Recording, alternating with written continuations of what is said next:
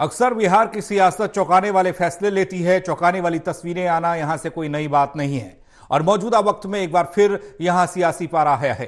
बिहार के मुख्यमंत्री नीतीश कुमार ने मंगलवार को अचानक से राज्यपाल से मुलाकात की थी। उसके बाद सवाल उठने शुरू हुए, सियासी खूब शोर हुआ और सवाल अब भी उठ रहे हैं। खबर रिपोर्ट के जरिए।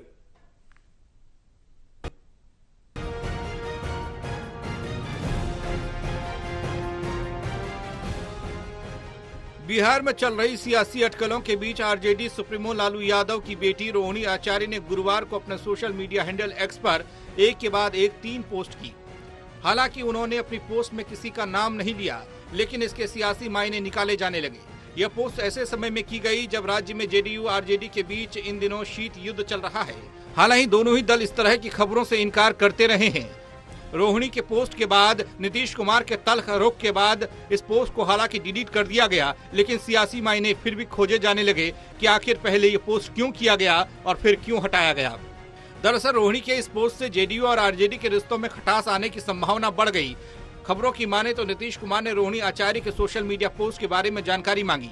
रोहिणी ने अपने पोस्ट में कहा कि समाजवादी पुरोधा होने का करता वही दावा है, हवाओं की तरह बदलती जिनकी विचारधारा है। अपनी अगली पोस्ट में रोहिणी लिखती हैं, खींच जताए क्या होगा जब हुआ न कोई अपना, योग विधि का विधान कौन टाले जब खुद की नियत में ही हो खोट।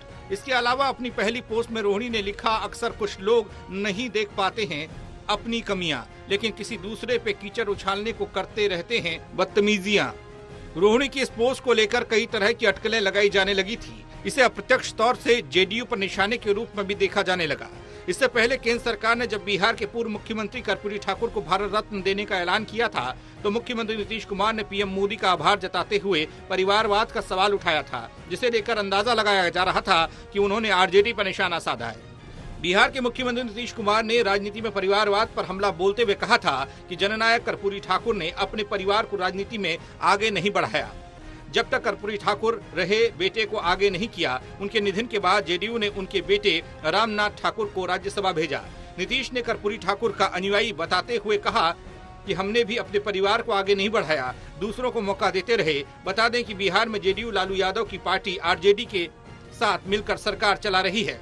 साथ ही ये भी बता दें कि पिछले कुछ समय से बिहार में आरजेडी और जेडीयू के रिश्तों में दूरियां आने की चर्चाएं लगातार आती रही हैं। कुछ समय पहले जब नीतीश कुमार ने कैबिनेट में फेरबदल किया, तो आरजेडी के वरिष्ठ नेता चंद्रशेखर का विभाग बदल दिया गया। चंद्रशेखर जो पहले शिक्षा मंत्री थे, उन्हें गन्ना उद्योग जैसा विभाग दे दिया।